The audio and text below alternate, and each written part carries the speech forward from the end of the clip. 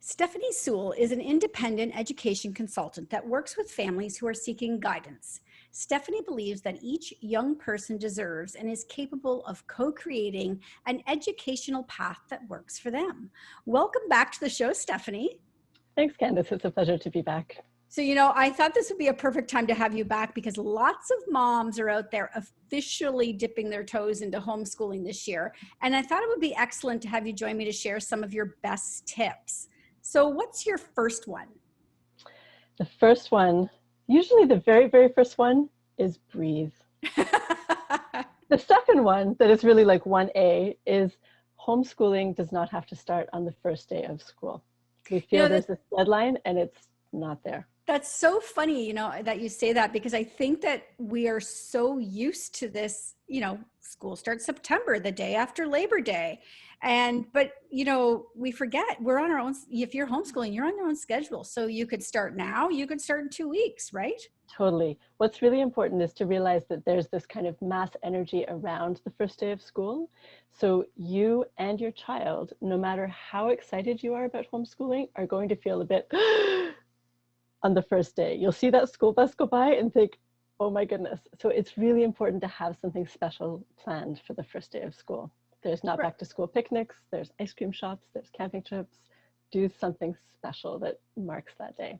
So create your own tradition really around the first day of school. For sure, absolutely. Okay, that's excellent. Okay, so what's your second tip then?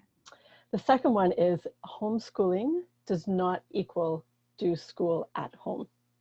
As soon as you step aside from going to school, you get to invent your own way of educating yourself, your own way of educating your child, your own way of living your days.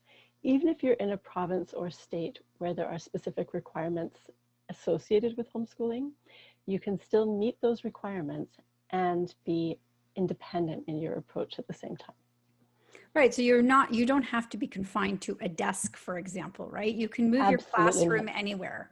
Yep. And a lot of people right now are saying, how should I set up my homeschool space? What should my classroom be in the house?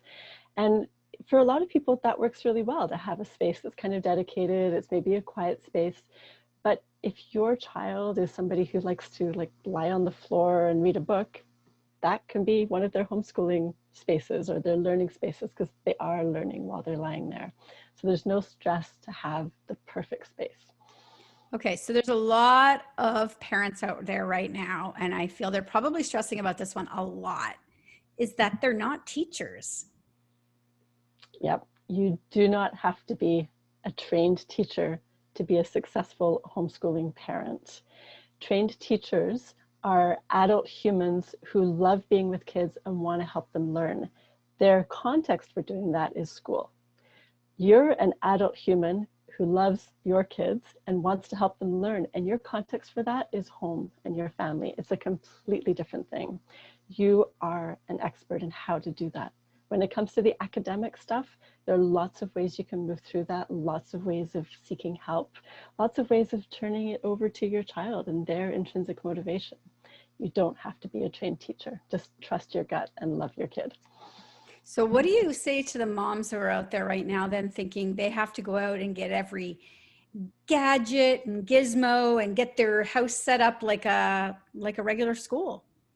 A lot of parents, myself included, spend a lot of money when they start homeschooling. And it comes from the best place, right? We want it to be perfect.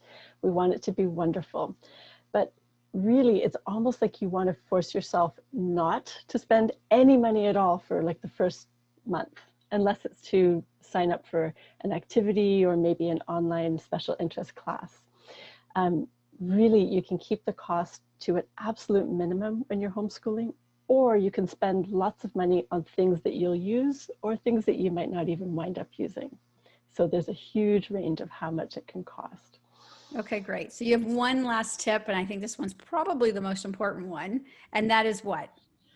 So we're used to thinking that education is something that we do to people. We're used to thinking that learning happens when we teach.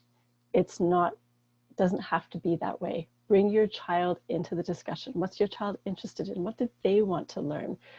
Where do they see themselves going? Value the things that are important to them that might have nothing to do with academics. My son spends tons of time outside building mountain bike trails. That's the skill set that's going to help him when he becomes an engineer, if he becomes an engineer. So bring your child in and value everything about them as a human being. So I imagine you are sharing lots of content. You're helping families right now adjust to the new norm. So if people want to know more or want to learn more about how you can help them, maybe some of the posts you share, where can they go?